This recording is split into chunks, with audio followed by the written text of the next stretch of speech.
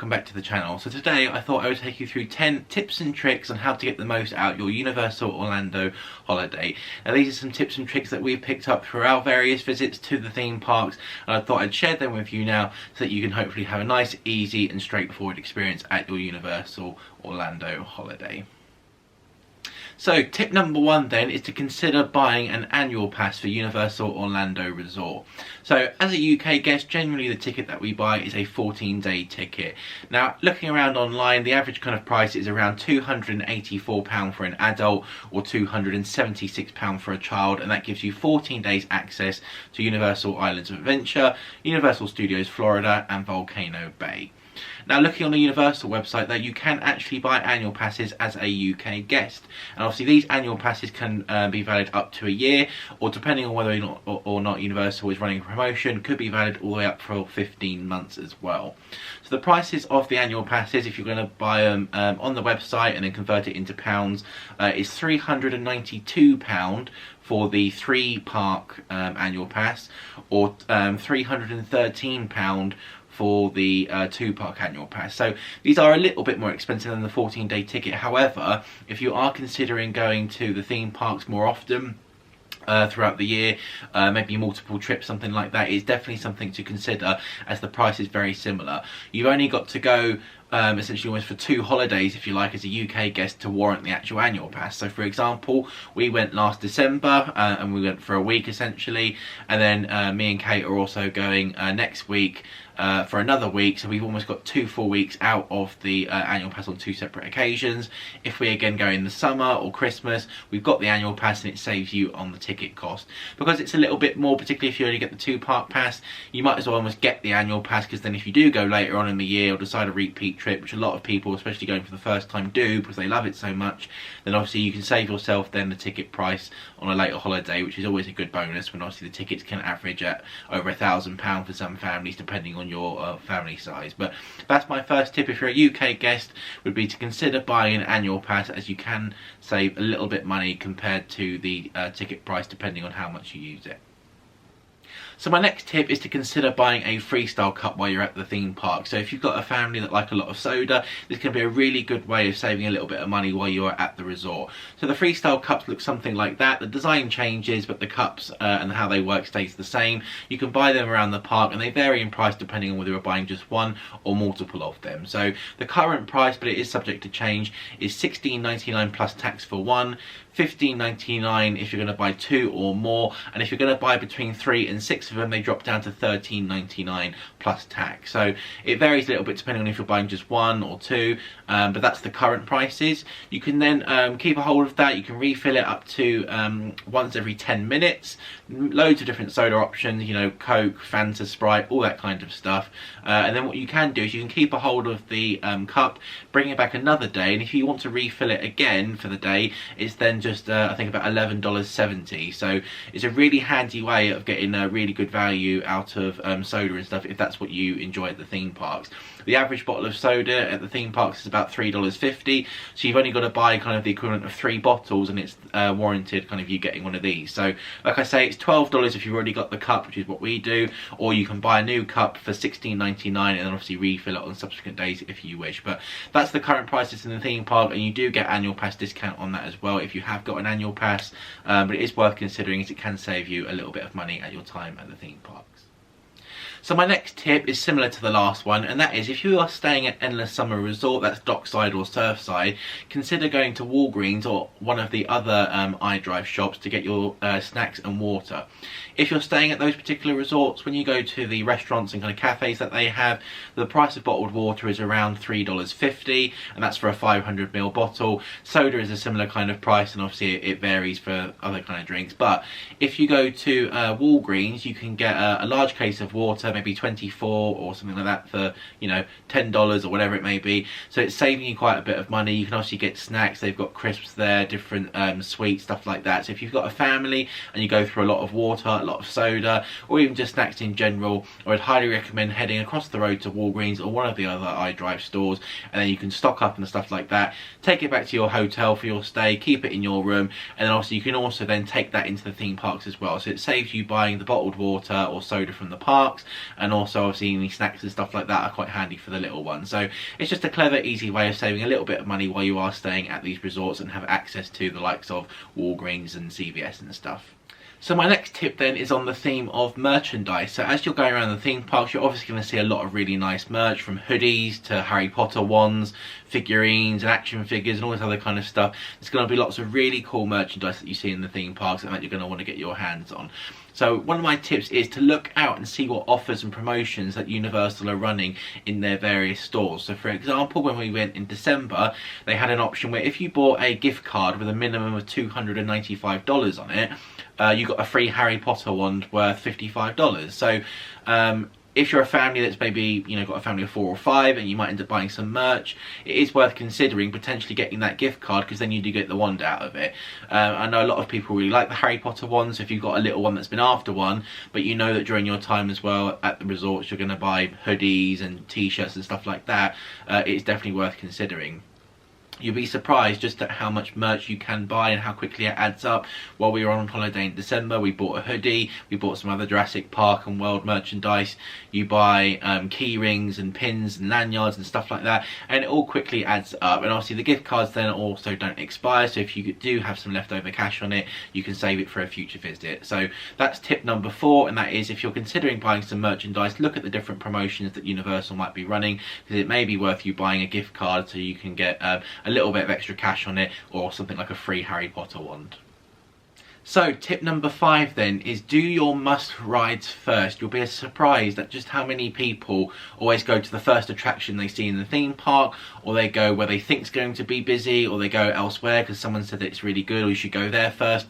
I would always recommend doing whatever it is a must do for you first. So whether that's the Velocicoaster in Islands of Adventure, or Hagrid's, or Rip Ride Rockit over in Studios, whatever is on your must do list for that holiday, I would recommend going there first. That's got a few different reasons behind it. The first one being is weather. Weather can change in an instant in Orlando, particularly in the summer when you start getting rainstorms and stuff like that. And obviously rides shut down if it gets too windy, or if it gets too wet, or if you've got lightning in the area, anything like that. Rides can stop at any given moment, and that might not open then for the rest of the day. So if you've got something that you want to ride, you know, make sure you do it first to avoid disappointment. And equally as well, rides do break down. Obviously these rides are running all year round, and they're running with a lot of people on. It's, you know, never ending, so rides do break down. Just recently the Hogwarts Express broke down at Islands of Adventure and Universal Studios, so a lot of people were disappointed because that was down for a week, and that was unforeseen. It was just a maintenance thing they had to go through, but it can leave people disappointed. So my advice is, whatever is your must-do attraction, head there first, get it done and dusted, and then you can enjoy the rest of your holiday knowing that your must-do is complete. So tip number 6 goes for little ones, and then also maybe some larger guests as well, myself included in that, and that is to check the seat requirements or height requirements of the various attractions prior to getting in line to avoid disappointment. So for the little ones, that obviously means checking the height requirements for the different rides. That way you can make sure that they are able to get onto the attraction without making it all the way to the front and then being told that you can't go on that ride, and then obviously having an upset little one. So that would be my kind of first part of this tip, is to make sure that you check the heights of all the rides for little ones. And also, if you're a larger guest or you may have worries about fitting in the seat, there are usually test seats available just outside the attraction. You can go along, you can sit down, you can pull the lap bar over yourself, you can pull the lap bar down, you know, stuff like that, and it will usually give you a little green light, and that tells you obviously whether or not you can ride the attraction. If in doubt, speak to a cast member outside one of the attraction entrances, and they will happily take you through the test seat, give you some additional information and guidance. And obviously it just means that then you're not queuing potentially for an hour or more for an attraction that you may or may not be able to get on. So that's tip number 6. Always check the height and seat requirements before getting in line for an attraction.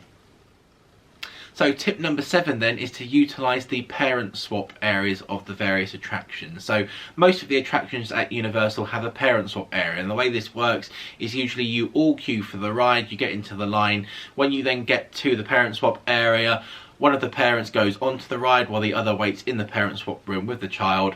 When the other parent comes off, you swap. You can both ride the attraction while the little one is in the parent swap area with the other parent. These rooms usually have TVs, games, books, stuff like that to keep the little one busy, but it's a way that you can both ride the attraction without waiting separately up to maybe an hour or more. So always utilise the parent swap areas if you both wish to ride an attraction.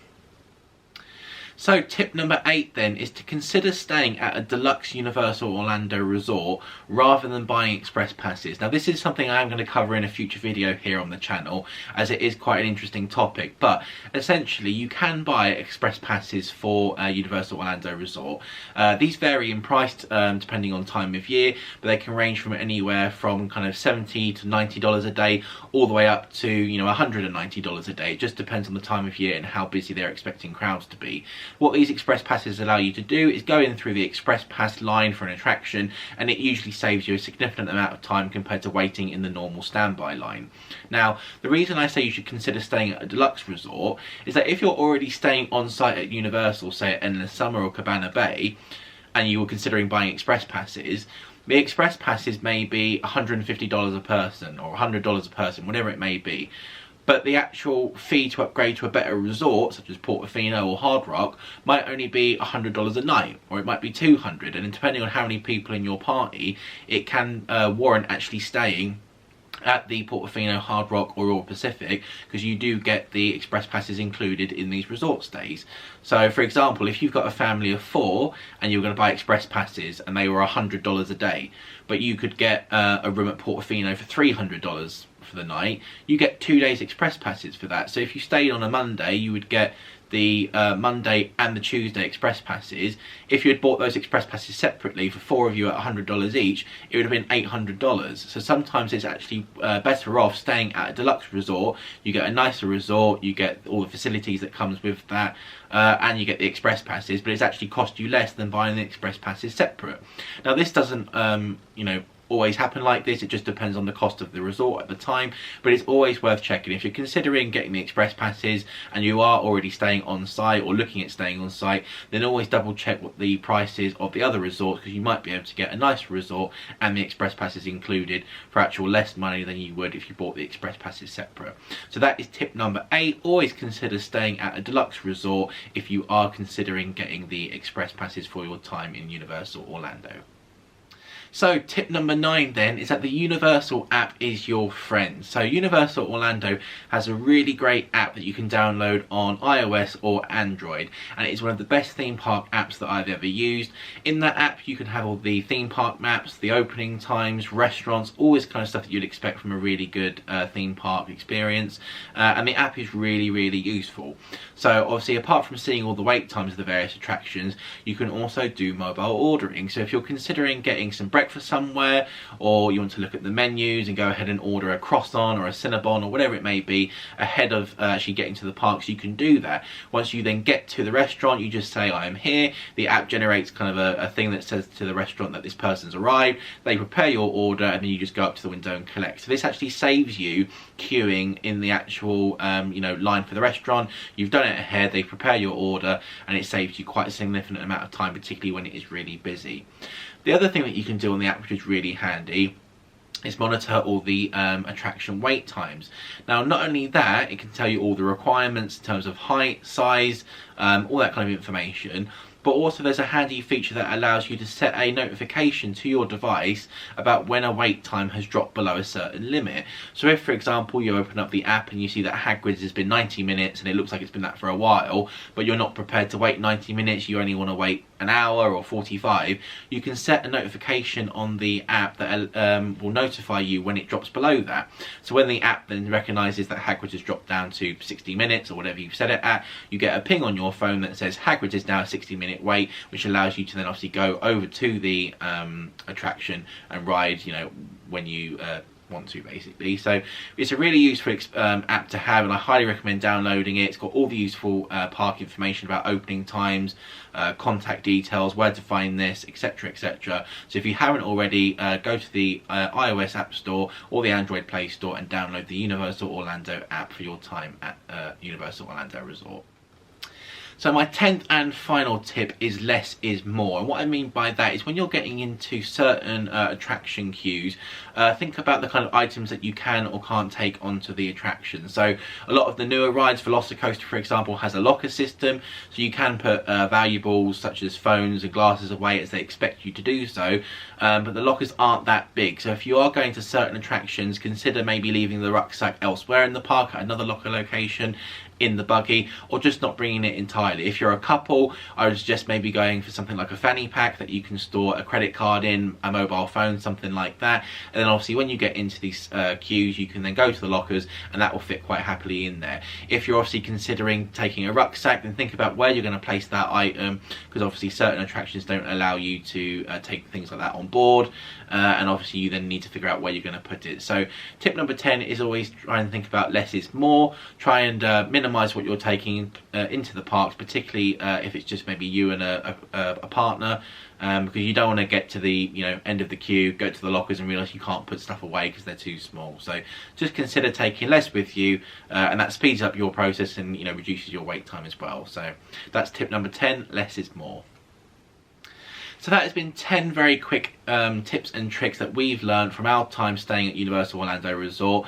I'm really interested if you've got any tips yourself that you picked up, please leave them down in the comments below. It's always great hearing what other people have found out, what other little kind of tips and tricks you can use to save money, save time, and just make your experience a little bit easier and obviously more enjoyable. So I hope that video helps you out a lot. If you're new to the channel, please click that subscribe button and that bell notification button, as we're uploading videos about Universal Orlando Resort and all the theme parks over in Florida almost weekly at the minute. Please leave a like on the videos, it helps us out a bunch, and yeah, I will see you in the next one. Many thanks for watching.